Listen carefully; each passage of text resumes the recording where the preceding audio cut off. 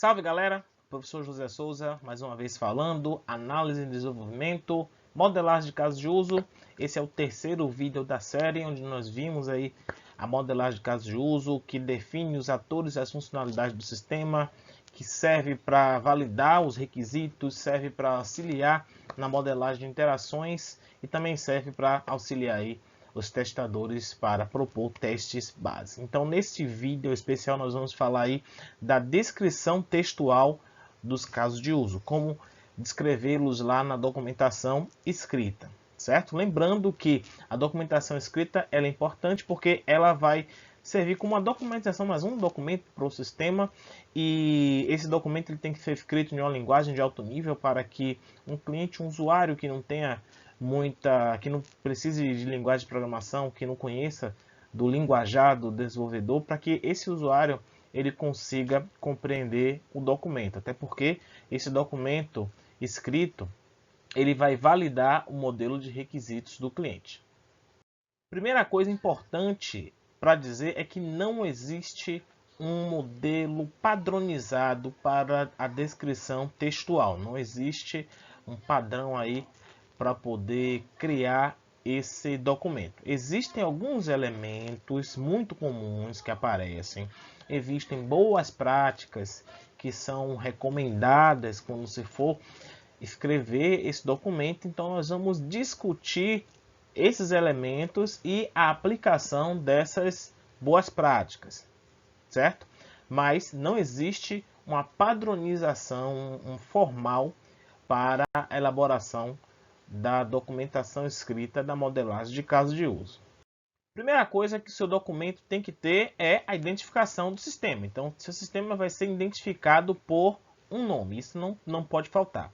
Outro elemento que não pode faltar é a descrição do sistema. É uma descrição direta, resumida, do que é o sistema, que ele vai fazer. Quais são os objetivos deste sistema. Então, nome e descrição não podem faltar. Um exemplo de descrição do sistema. Este documento descreve um sistema para gerenciamento de obras de uma biblioteca. A biblioteca possui vários títulos cadastrados. Cada título pode ter um ou mais exemplares. O sistema tem o propósito de auxiliar funcionários e clientes a fim de informatizar os registros e automatizar determinadas operações. Um texto bem direto que diz o que o sistema faz, coloca algumas regras de negócio que são importantes para a compreensão da aplicação, né? Em que ambiente aquele sistema de software vai ser aplicado, vai ser utilizado. É uma visão bem direta de quais são os atores, as pessoas que vão manipular aquele sistema. Então, o que o sistema é, o que ele faz, quais são as metas daquele sistema. A documentação escrita também precisa trazer a descrição dos atores. É um texto que vai definir claramente quais são os agentes externos que interagem com o sistema. Essa descrição ela deve ser sucinta e inequívoca, tá? De modo a não ficar aí uma ambiguidade de saber quem é um ator e quem é outro ator, tá? Uma boa prática, um bom conselho para quando você for pensar nos atores é você evitar termos que são muito gerais, muito genéricos para definir o seu ator. Evite chamar o ator com o nome usuário ou com o nome operador, tá? Uma coisa é você dizer operador de caixa, outra coisa é você dizer operador. Qualquer pessoa que utiliza o software é operador daquele software. Qualquer pessoa que utiliza o software é usuário daquele software. Então, evite chamar atores, descrever atores com termos muito gerais, muito genéricos. Para o nosso sistema aqui de biblioteca, definir aqui dois atores. O ator leitor, que é o indivíduo que utiliza as obras do acervo da biblioteca, interessado em realizar empréstimos.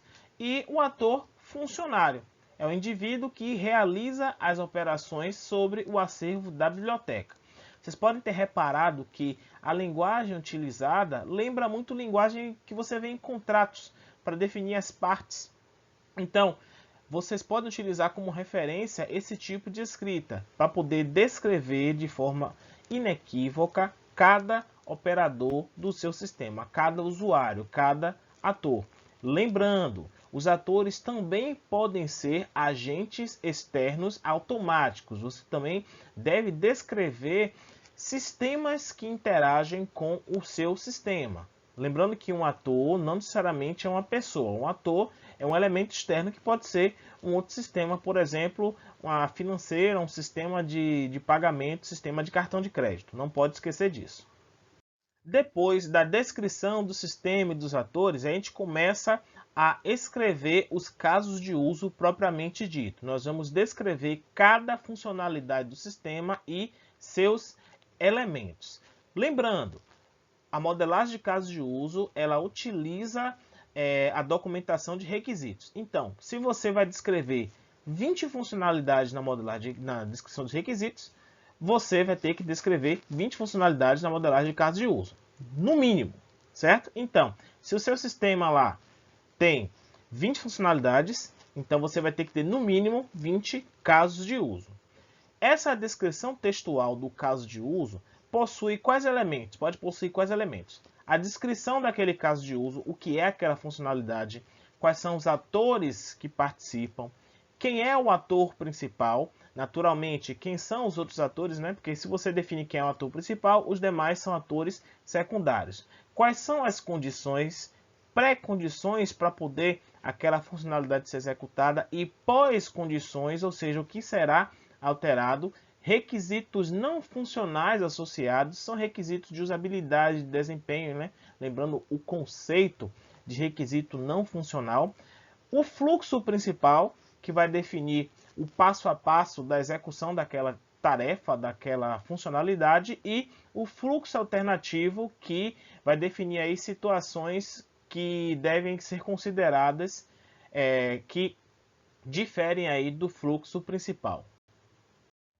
Ao se definir o fluxo de operações, nós precisamos pensar em 3 dimensões de apresentação que vão definir aí como o nosso fluxo ele vai ser escrito no formato lá do nosso fluxo, tá? A primeira dimensão a se pensar é o grau de abstração, que vai definir se nós vamos determinar a tecnologia usada ou não. Quando nós não determinamos a tecnologia que é utilizada no nosso sistema, nós dizemos que o nosso grau de abstração ele é essencial.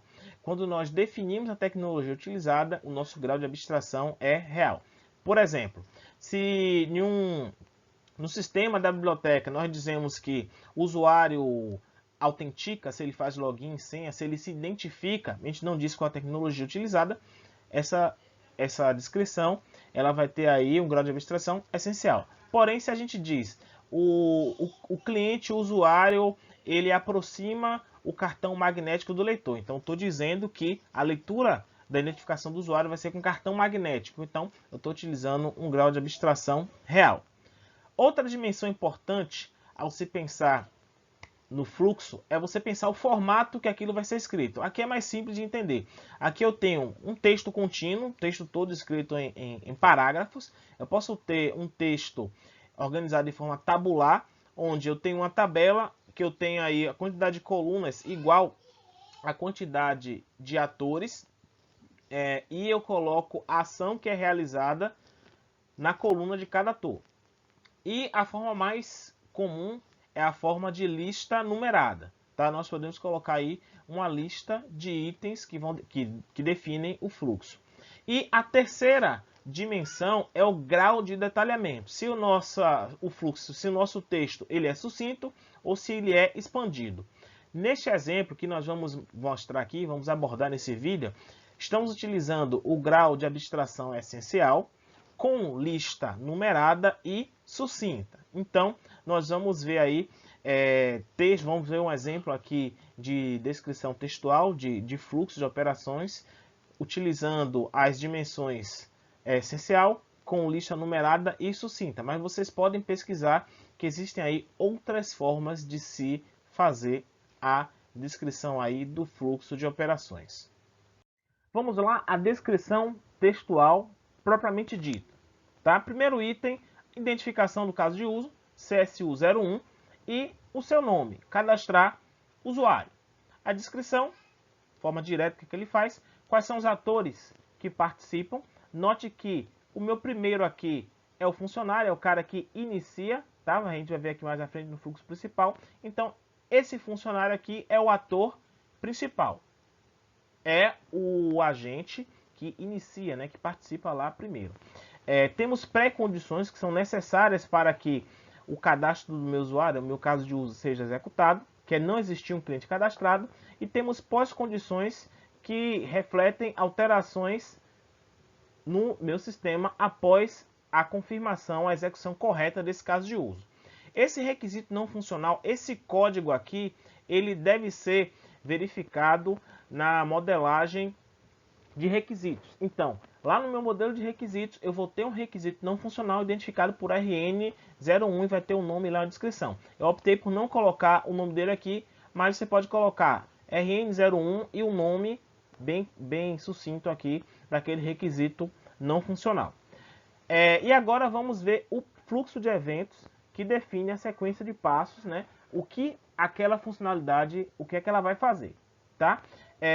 O nosso fluxo principal é aquele que define o que vai acontecer caso nada dê errado. Então, primeira coisa, o funcionário vai verificar o RG no sistema. Então, ele insere o RG, certo? Passo 2, o sistema vai informar que o sistema não foi previamente cadastrado. Passo 3, funcionário insere atributos do cliente e assim sucessivamente, tá? Lembrando que nós adotamos aqui uma disposição em lista numerada, uma disposição sucinta e uma disposição essencial. Nós não estamos dizendo aqui, por exemplo, qual tecnologia é utilizada para identificar o cliente ou qual tecnologia é utilizada para interação. Note que eu tenho interação do sistema com o funcionário e interação do sistema com o cliente. Os dois atores que são definidos aqui no meu caso de uso. Caso tudo aconteça corretamente, sem problemas, a gente chega aqui no passo 11 e, fim, o nosso caso de uso se encerra. Porém, suponha que o usuário insira um RG que já foi cadastrado. Note que tem uma pré-condição aqui. Se o RG já foi cadastrado, então isso não pode acontecer. Então, no passo 2, após o passo 1, né, caso o RG que foi cadastrado, o RG que foi inserido já esteja cadastrado, o sistema vai mostrar uma mensagem lá dizendo, ó, já existe uma cliente ou um cliente com RG cadastrado, fim. Acabou, certo? Um outro fluxo alternativo está aqui no passo 10. Quando é pedida a confirmação da senha, tá?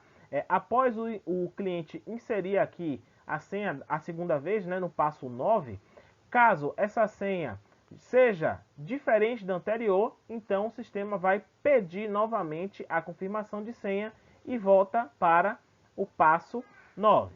Note que aqui não foi definida a quantidade de vezes, enquanto o cara inserir a senha diferente, ele vai voltar lá para o passo 9. Eu não coloquei esse grau de detalhamento de quantas vezes ele vai fazer isso ou se tem um botão lá que tenha a opção para cancelamento, tá? Então, a minha descrição textual, ela deixa bem claro quem participa, o que é aquela funcionalidade e qual o passo a passo.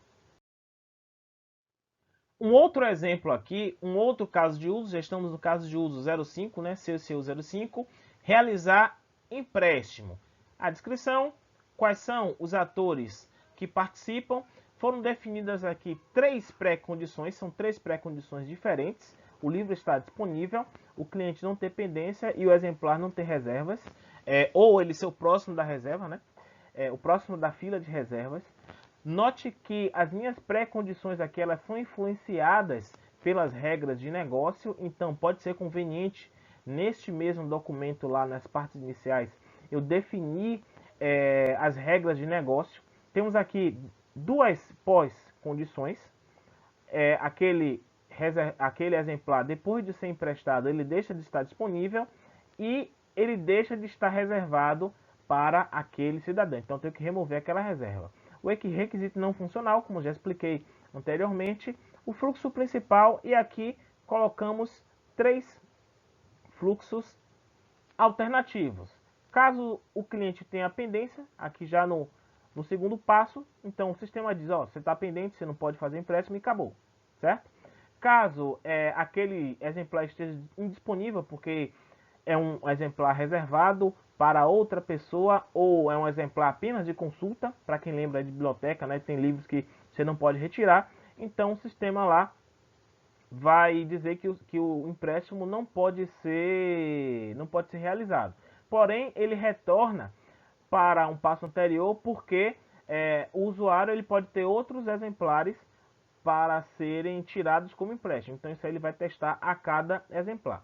Então, um outro fluxo alternativo é caso aquele exemplar esteja reservado para aquele cliente.